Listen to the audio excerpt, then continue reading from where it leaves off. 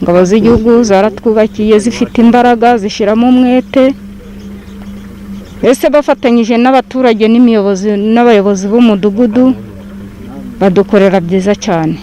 Ubu rero nta wabura gushima ibi bintu kubera ingabo z'igihugu zatwubakiye, turazemera cyane, ni nziza.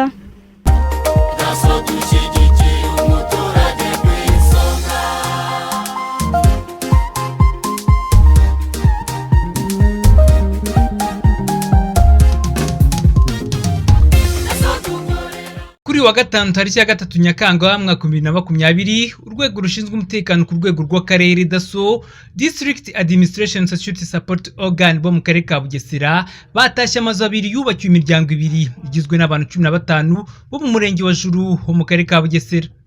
Iyi miryango nyuma yo guhabwa imfunguzo zaho batujwe hashya basazwe n'ibyishimo maze basangiza bitabiriye umuhango ubuzima bushaririye bari babayemo. Twacakiye neza cyane kuko badukoreye ibintu byiza cyane. Ingabo z'igihugu zaratwubakiye zifite imbaraga zishiramo umwete, ese bafatanyije n'abaturage n'abayobozi b'umudugudu badukorera byiza cyane. Ubu rero nta wabura gushima ibi bintu kubera ingabo z'igihugu zatwubakiye, turazemera cyane, ni nziza. Kandi turashima n'umubyeyi wacu Paul Kagame umenya abakene, ati mugende muzenguruka murebe aho abakene bari mubafashe mubatabare babe heza. Ubu rero baratwubakiye, ingabo z'igihugu zadukoreye neza cyane, ubu turishimye cyane. Ubu batwubakiye tuwarete, batwubakira dushe, batwubakira igikoni, batwubakira na rondereza. Ubu ducana kuri rondereza tugakubitaho udusafuriya mu kanya tukaba turariye. Ubwo rero ku kibazo cy'umubyeyi wacu Perezida wa Repubulika akomeza kuturwanaho muri ubwo buryo, dutangira mituweli tukivuriza ku gihe. Ndumva ko ntacyo twamushinja, ntako atagize, iyo tutamugira twari no gupfa. Aba narishimiye ibikorwa bankoreye abadaso, bansize ahantu heza, bampaye inzu nziza, nabaga mu Kinani, mbese ni nko mu Kinani nibera ahantu hadafututse, ndaharana n'abana mu n'imbyiro zose mu nkono, ari akazu k'amafuti. Ubwo rero ngiye kubona mbona baraje baranyubakiye neza, none banshyireho inzugi, amarangi, harakoteye rwose, narishimye cyane bihagije. None bampaye n'intebe, ameza, mana we, ubu nashimye cyane. Mba muri iyo nzu y'amafuti nyine imyaka 4 yose, mbamo n'abana, tugenda tugerekeranye n'abana 7, ari akazu k'amafuti k'amabati 8. Niko twavuga rwose. Ubu nashimye Imana, nashimiye Imana cyane bihagije. Mbese ubu ndi kwidunda nk'agatenesi mbese cyane. Ubu ndumva ndi mu rundi rwego, nanjye naratambagiye, ubu nanjye nageze mu rundi rwego, ndi kugaragara nk'abandi. Umwe mu baturanyi babo yavuze ko bari babayeho mu buzima bubi, ko bishimiye kandi iki gikorwa cyakozwe na DASSO, ariko kandi bagashima n'intera itewe, kuko ngo iyo umuturanyi abayeho nabi nawe biba ari umusaraba kuri bo, ko batarya babona yicira isazi mu jisho. Abakunzi tubanye babayeho mbega ni iby'iki bibayeho bababaye. Akazu babagamo ngewe nkanjye uturanye nabo kari gafite aro bati 7 ngo ni batari 8 muri make. Akurungu ngewe izi mbaraga tuje duhagaze inyuma, twabatiye leta rwose, uyu musaza dufitiye imbaraga twe kucyakira cyane, turishimye cyane. Nuko kubana n'abantu mwegeranye, ubona nawe ari kukuvuna, nawe areba ukuntu uri kuyishabikira, ureba uko nawe washira mu rugo bikakuyobera. Iyo muturanye nawe kubona nta kibazo afite ikibazo.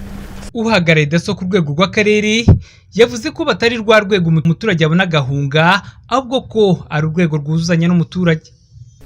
Dusanzwe turi urwego rwunganira inzego z'ubuyobozi mu bijyanye n'umutekano, ariko umutekano burya ni ikintu kigari, ikintu gihera ku muturage, kandi muzi ko ibikorwa byose muri gihugu cyacu umuturage aba ari ku isonga. Twavuga rero ngo ntabwo twahugira gusa mu bikorwa bijyanye n'umutekano nk'uko musanzwe mubizi, byo guhangana n'abajura, guhangana n'abantu bakora ibiyobyabwenge cyangwa se babicuruza cyangwa se babinywa, ariko tugomba no kureba n'umuturage imibereho ye nyirizina uko imeze. Twavuga rero tuti reka natwe nk'abantu bashinzwe umutekano turebe niba umutekano w'umuturage nyirizina, turebe ku bijyanye n'imibereho ye ya buri munsi. Ntabwo wavuga ko ufite umutekano udafite aho uba, ntabwo wavuga ko ufite umutekano utivuza, ntabwo wavuga ko ufite umutekano utarya neza, ntabwo wavuga ko ufite umutekano utivuza. Ni muri urwo rwego rero twatekereje ngo reka natwe tugire icyo dukorera umuturage, kuko niwe tugomba nyine gukorera. Guhitamo iyi miryango byakozwe bite? Ese nuko ariyo miryango yari ibabaje kurusha indi? Gutoranya imiryango kuri ubusanzwe buzi abaturage bagomba gufashwa kubona amacumbi. Abo baturage rero batoranywa nyine hashingiwe ku miterere y'ubuzima bwabo mu bijyanye n'amacumbi.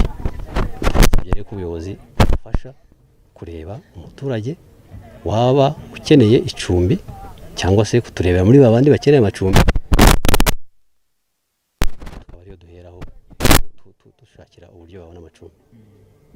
Usibye kuba wenda mugira uruhare mu gutuza abanyarwanda heza, ubundi bindi bikorwa bya DASSO ikorera muri aka karere ka Bugesera imaze kugeraho n'ibihe? Nganishije muri icyo cyerekezo, ubu hamaze gutangwa inka 3 ku baturage bazikeneye.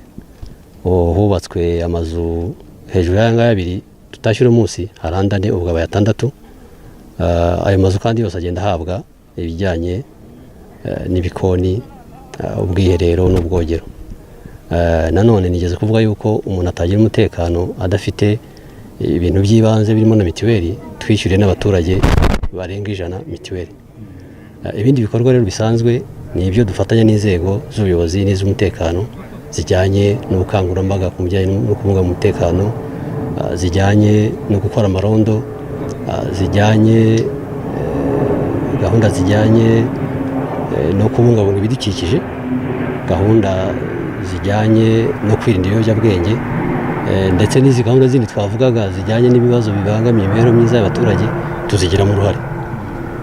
Iki gikorwa cyo kubaka izi nzu ese zuzuye bibahagaze amafaranga angana iki?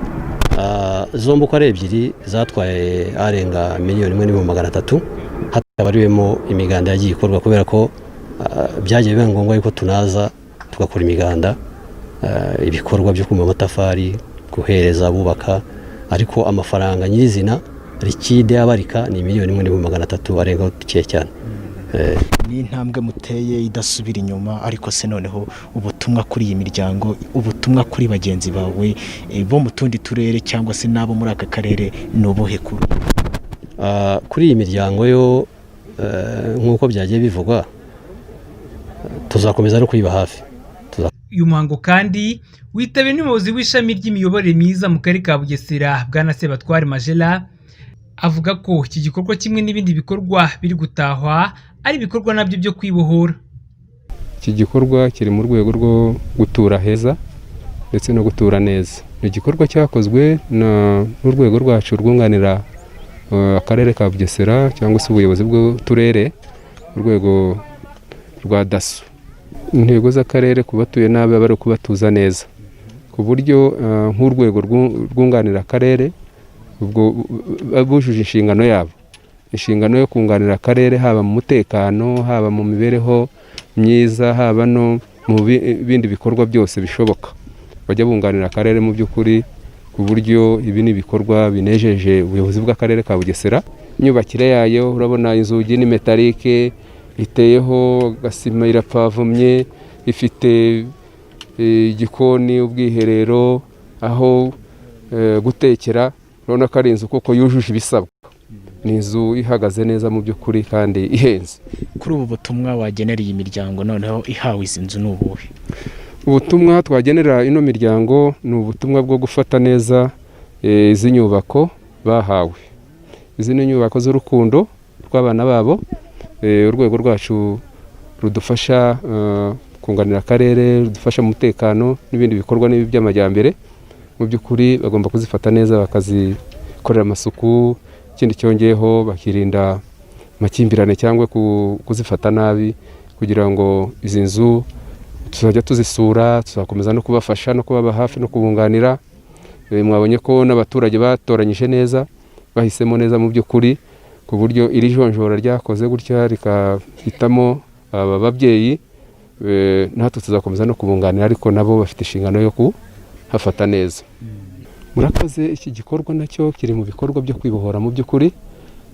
Mbere y'itariki y'ejo, itariki 4 z'ukwezi kwa 7, hari ibikorwa akarere karimo kagenda gataha hirya hino mu mirenge yose, ku buryo niyo mpamvu twaje hano muri uyu murenge wa Juru. Iki ni igikorwa urumva bari batuye ahantu hatari heza, ariko no munsi bakaba batuye neza, bishimye kandi batekanye, bashima n'icyerekezo cy'igihugu cyacu kirangajwe imbere na Nyakubahwa Perezida wa Repubulika ndetse n'abamufasha bose. Izi ni gahunda zo gutura neza, ku buryo iki kije gisubiza n'ibibazo abantu baba bafite.